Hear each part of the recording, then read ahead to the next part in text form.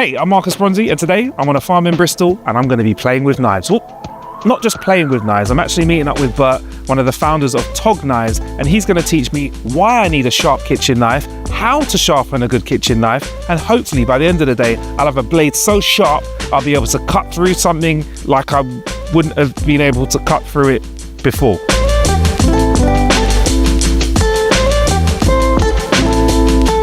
So here I am with Bert, and you were going to teach me how to sharpen a knife today. I will try my best, Marcus. Okay, yes. Good. Now, like all good students, I was told to bring along a knife with me. Did you bring one? I forgot to bring a knife. So, Okay. How are we going to get around this? Well, then? unfortunately, I don't have any blunt knives, and you need a blunt knife to sharpen a knife. But Yeah. I've got a sharp knife, and we can mess it up a bit. Okay, so we're going to mess up a knife and make it blunt, sharp. and also chip it a bit. Yeah. A chip a knife? Yeah. Okay, cool. Because I would have thought, like, I'm the sort of guy, if a knife was chipped in my kitchen, that's the end of its life. It's going to go. Well, that's the thing. If you can sharpen and repair knives a bit, then they'll last you your whole lifetime, and you don't have to keep buying new ones. Okay. Yeah. All right, cool. Right. Now, before we get stuck in, can I just know a little bit about TOG Knives and how it came together? Well, yeah, okay. So my background was in product design and engineering, and I got a job in Seki in Japan a long time ago, designing some knives for the Japanese market. And Seki is where the samurai sword industry was really at its height. All samurai swords were made in Seki, and not so many swords are made these days, but all the knowledge from making swords has been passed down into the modern cutlery industry. So I thought I could design a knife for the Western market primarily, but get it made by the craftspeople in Seki, and my intention was to make the best kitchen knife in the world. Well, that's the closest I'll get to being a samurai in real life then.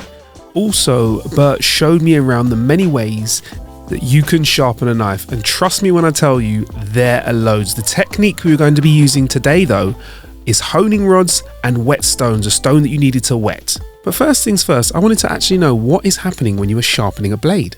So here you've got the cross section of a knife. So if you imagine it's this way around and you cut it like that, this bit here is like a piece of sheet metal and all the same thickness. And then the bit where the layers of these knives are revealed is called the primary grinds or primary bevel, which is this bit here. Okay. And then when you're sharpening, you're putting on this tiny little 1 or 2 millimeter bevel there called a secondary bevel, and that's what makes the knife sharp. So this is kind of like a zoomed in view of what that knife looks like when it's blunt. So this gets damaged and gets rounded over on the actual cutting edge. Okay. And what you've got to do is grind away metal. So if you're grinding away that bit of metal there, that bit of metal there, to create a new edge. Sweet. So now that we had the science down, I was eager to sharpen a knife, but no, let's not get ahead of ourselves. It's time to do some honing first. But what exactly is honing? Honing is actually a process of straightening an edge that's picked up damage like that. Okay. So a honing rod is like this one, and this is made of ceramic, which is like 2 away from diamond on the mineral hardness scale. It's like super hard material. And if you do this with an old knife, it'll hone it, so you can hear those chips. They're quite big chips. You can actually hear the little like ping pings as you kind of roll off it.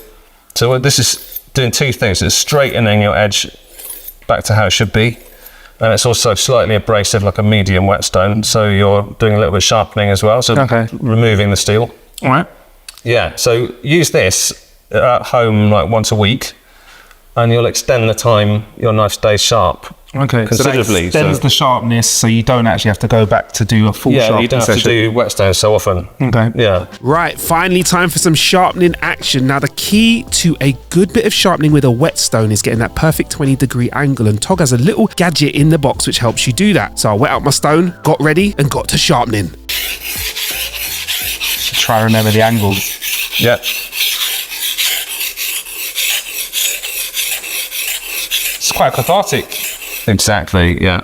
Oh, thank you very much. But it's all about keeping the stone as wet as possible, right? Just wet. Just wet, yeah. All right.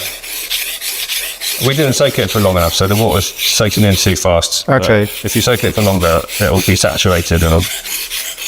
So there you go. After a bit of sharpening, well, quite a bit of sharpening from me and a lot of help from Bert, because I'm not very good. We managed to get our blades so sharp that look, it could cut hairs off your own arm.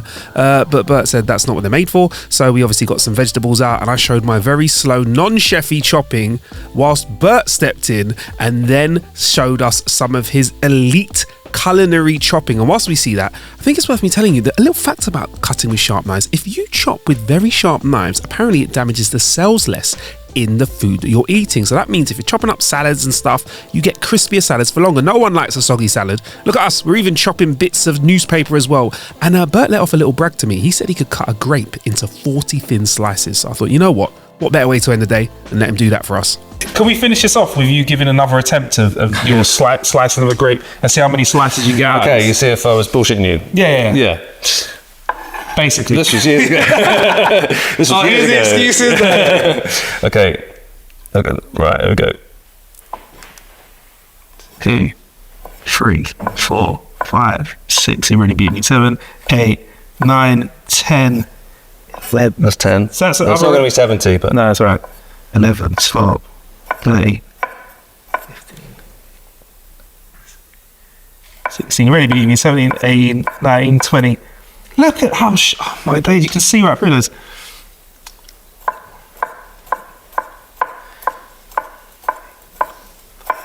that's 30, right? 30 slices. It gets harder now. There you go. It was a big grape. Yeah, all right, yeah, cool. Already double that slice I've done.